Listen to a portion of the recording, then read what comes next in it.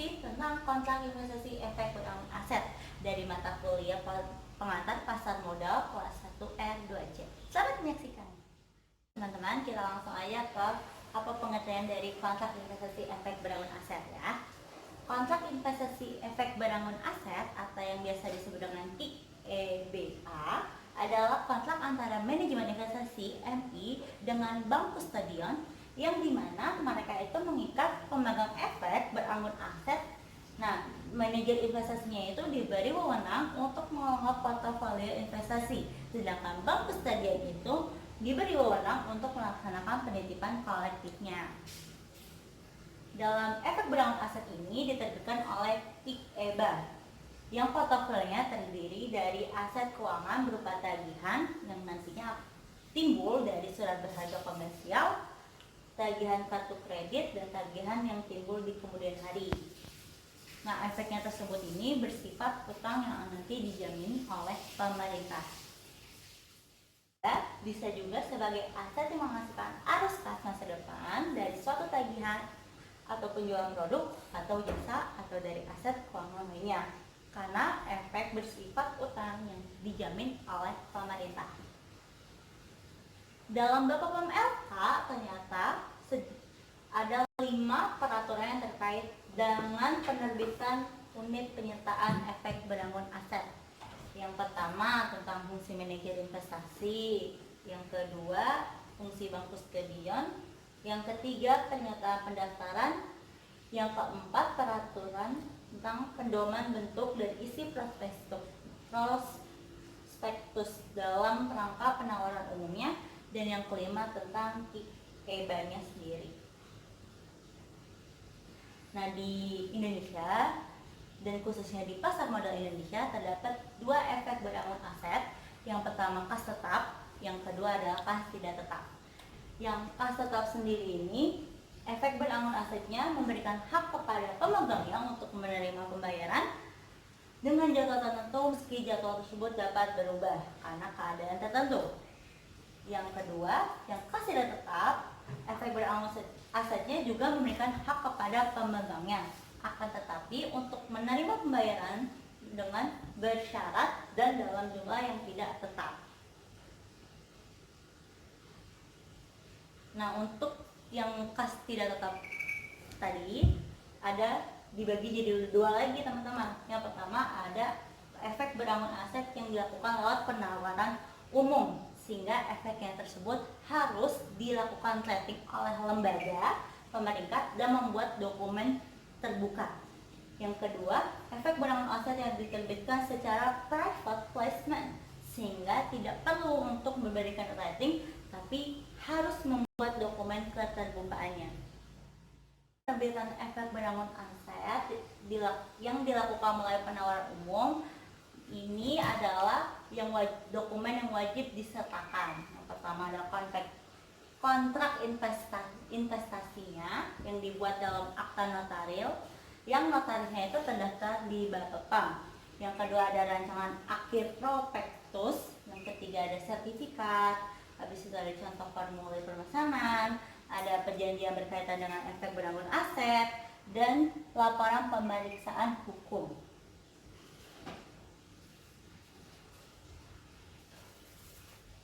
Selanjutnya ada proyeksi arus kas kontrak investasi kolektif efek beranggun aset. Ada laporan keuangan di KIEBA yang telah diaudit akuntan, hasil pemeringkatannya, dokumen tentang manajer investasinya, dokumen bank kustodiannya, dan terakhir adalah surat tanda terdaftar profesi penunjang pasar modal. Kalau yang tadi itu penawaran umum, sekarang kita masuk ke cara di private placement dalam penerbitan efek beranggun aset. Yang pertama ada dokumen keterbukaan efek beranggun aset. Yang kedua ada kontrak investasi kolektifnya, dan yang ketiga ada spesimen sertifikasi efek beranggun aset teman-teman. Nah, dalam KIEBA sendiri ini wajib banget nih dalam bagian-bagiannya itu wajib mencantumkan nama penyedia jasanya, nama lembaga pemeringkatan efek, nama angkutan yang wajib banget terdaftar di Bapepam teman-teman. Selanjutnya ada ketentuan tentang penggantian manajer investasi. Ada imbalan jasa yang diterima oleh pihak yang berkaitan dengan KIK EBA dan nama konsultan hukum yang terdaftar di Bapepam yang ditunjuk untuk membuat pendapat hukum mengenai peralihan aset keuangannya nanti, teman-teman. Nah, ini pihak-pihak yang terlibat dalam penerbitan KIK EBA-nya sendiri. Yang pertama ada originator atau kredit asal, ada debitor, ada penyedia jasa, ada bank kustodiumnya, tentunya juga ada manajer investasinya, teman-teman. Selanjutnya ada SPV atau SPC. Apa sih, teman-teman? Yaitu pihak yang membeli sejumlah aset tagihan dari originator dan menerbitkan EBA untuk dijual kepada investornya nanti. Terus ada lembaga pemeringkatan efek dan juga ada credit enhancer atau lembaga sarana peningkatan kredit. Dan tak lupa ada si investor, dan yang terakhir ada pihak pendukungnya.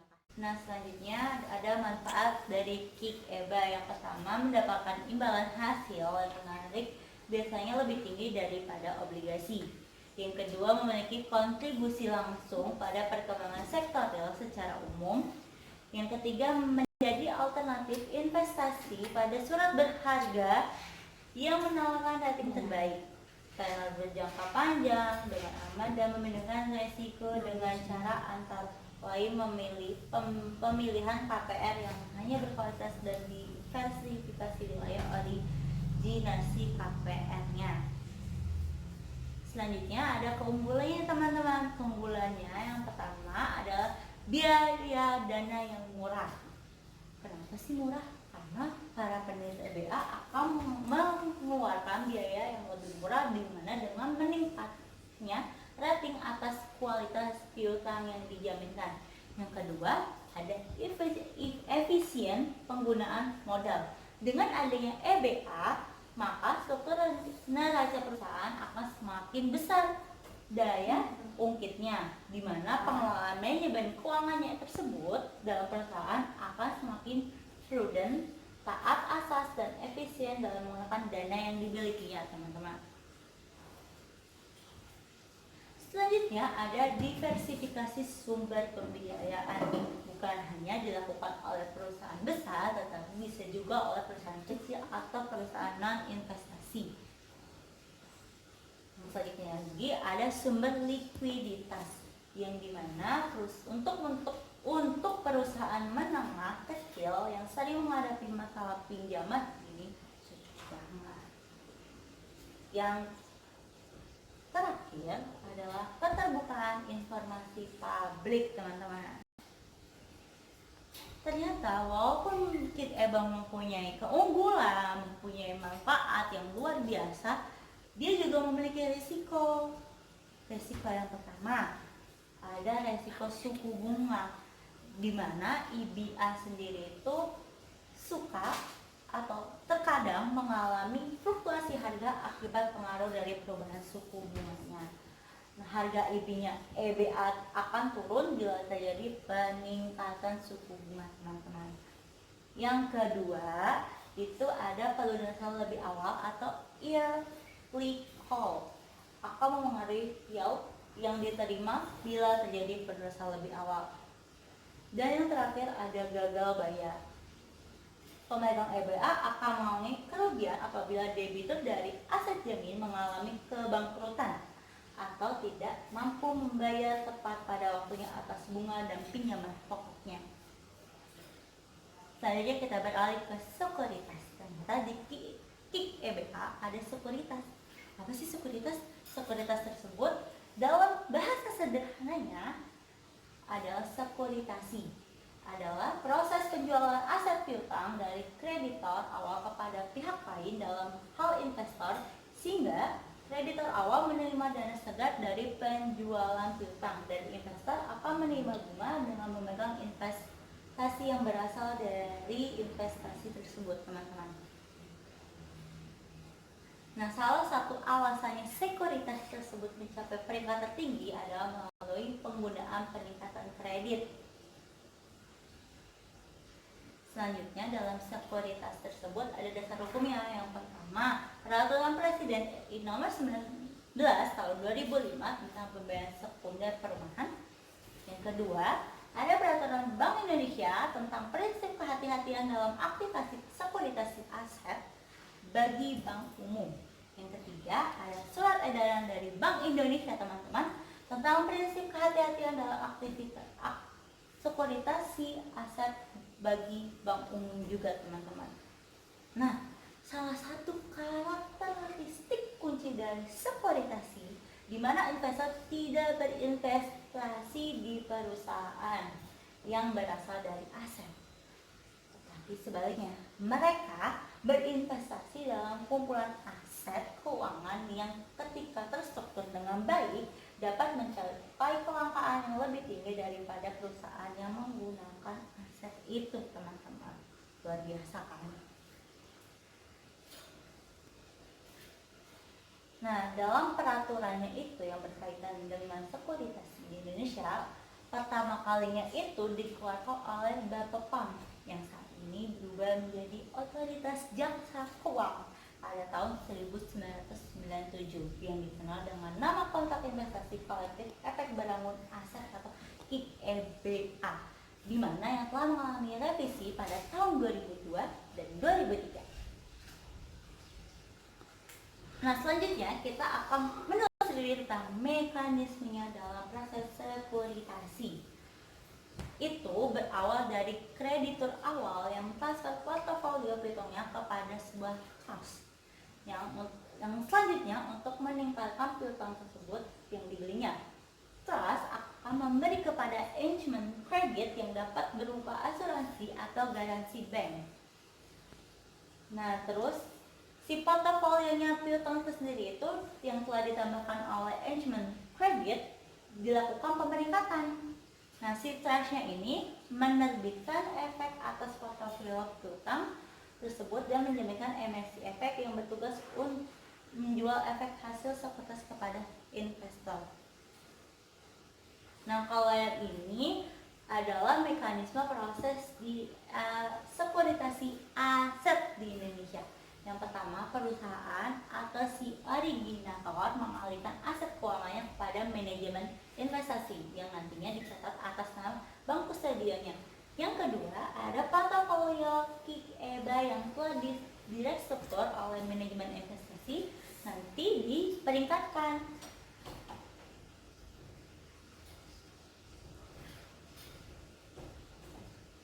Nah, yang ketiga, dalam penjualan si IBA kepada investor dapat dilakukan melalui penawaran umum dan juga dapat ditawarkan juga dalam yang tadi private placement. Yang selanjutnya, arus kas pelunasan IBA-nya ini dari debitur kepada servicer atau penyedia jasa yang dapat dilakukan oleh originator yang kemudian oleh KIK-EBA-nya disalurkan kepada pemegang EBA sesuai dengan janjinya. Nah, dalam sekuritas aset ada kelembagaannya juga yang tadi itu yang udah kalian dengar tuh. Terus apa sih? Itu merupakan lembaga yang dikenal dalam sistem common law oleh hukum diberi kedudukan sebagai badan yang memperoleh kepercayaan untuk mengelola kekayaannya bersama dengan untuk kekayaannya untuk kepentingan investor. Yang kedua tadi ada SPV yaitu Special Purpose Vehicle yang dimana merupakan entitas hukum yang didirikan secara khusus untuk melakukan sekuritas aset. Selanjutnya ada institusi keuangan atau conduit yang merupakan lembaga keuangan yang berbadan hukum dibentuk secara khusus untuk membeli kumpulan piutang-piutang dari berbagai originator. Jadi biar rapi dan tertata. Nah, dalam sekuritasi aset ternyata juga ada struktur. Struktur yang pertama ada collateral debt.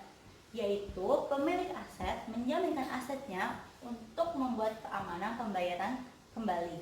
Yang kedua ada pass-through obligation atau true sale, yaitu pemilik aset menjual asetnya kepada grantor, trust, lembaga penerbit sertifikat yang disimpan oleh trustee dan selanjutnya dijual kepada investor.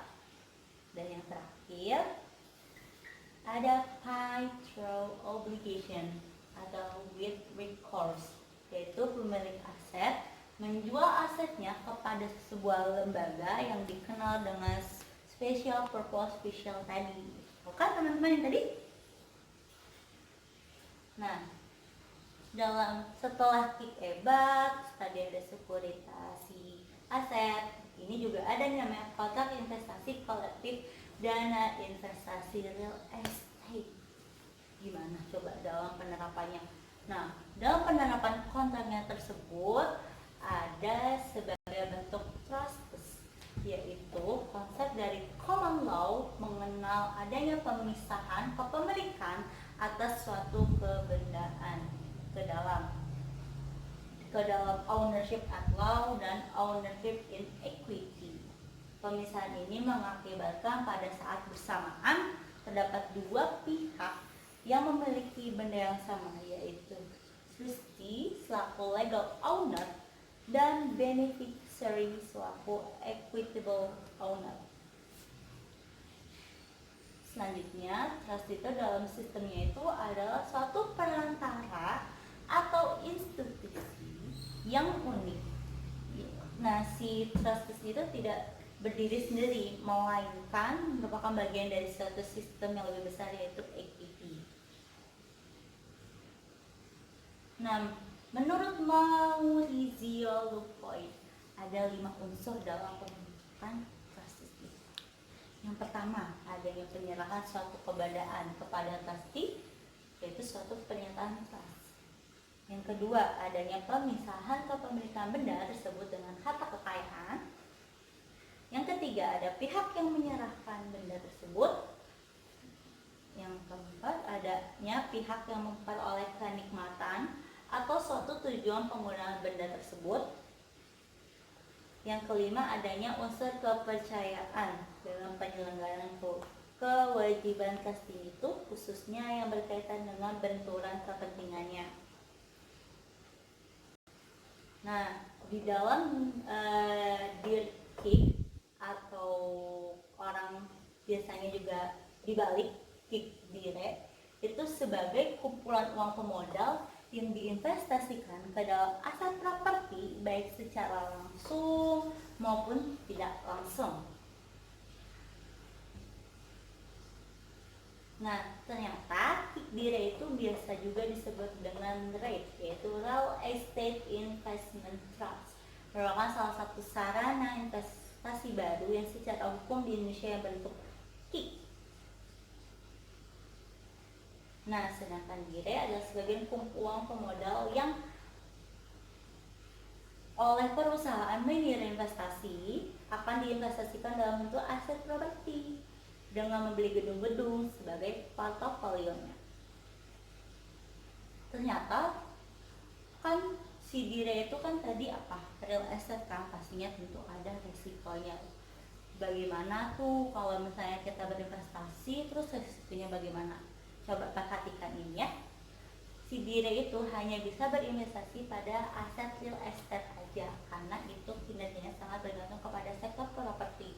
Maka beberapa hal mempengaruhi risiko, bisa karena penyewa gagal bayar turunnya nilai properti. Habis itu pada saat investor mencairkan dananya, sehingga MI harus menjual asetnya, yang di mana menjual aset properti tidak selipit menjual aset di pasar modal. Berarti beda ya tadi si kick dire sama si kick-e-back ya. Selanjutnya di dalam kick dire itu ada yang namanya batas investasi. Yang pertama, asetnya itu tentu dengan aset real estate seperti membeli gedung perkantoran dan menyewakannya. Yang kedua, asetnya itu yang berkaitan dengan real estate yang seperti membeli saham, obligasi, dan perusahaan. Habis itu dan mereka tuh belinya dalam bentuk kas atau setara dengan kas. Nah, selanjutnya itu ada kick Eva Beranggun kredit kepemilikan, yang dimana itu adalah mortgage backed security, jaminan berbasis mortgage. Apa tuh? Makin bingung kan tuh apa tuh MBS? MBS itu adalah jenis jaminan yang didukungkan aset dengan hipotek atau sejumlah koleksi hipotek. Jaminan ini itu akan diterapkan dalam salah satu dari dua peringkat teratas yang ditentukan oleh lembaga pemberian kredit yang terakreditasi. Yang saya nanti hipoteknya harus berasal dari lembaga keuangan yang berwenang. Nah, MBS itu ada jenisnya, jangan salah loh teman-teman. Yang pertama ada pass-through, yang itu terbangun berdasarkan kepercayaan di mana pembayaran hipotek dikumpulkan dan dikirimkan ke investor. Dan biasanya itu pass-through itu menyatakan jatuh temponya 5, 15, atau 30 tahun. Dan lama rata-rata jaminannya tersebut mungkin kurang dari jatuh tempo yang dinyatakan, tergantung dari pembayaran pokok dari hipotek. Yang kedua, kewajiban hipotek yang dijamin atau collateralized mortgage obligation atau CMO, yang dimana terdiri dari beberapa kumpulan sekuritas yang dikenal sebagai irisan atau porsi, yang porsinya itu diberi peringkat kredit dan tingkat suku bunga yang dikembalikan ke investor bergantung pada porsinya. Nah, misalnya nih, kumpulan sekuritas dalam tahap penjaminan senior biasanya memiliki tingkat suku bunga yang lebih rendah daripada tanpa jaminan, karena tingkat risiko yang lebih rendah telah diasumsikan dalam tahap penjaminan senior. Oke, sekian pembelajaran dari saya Lutfiani. Sampai bertemu di materi selanjutnya. Kurang lebih mohon maaf. Assalamualaikum warahmatullahi wabarakatuh.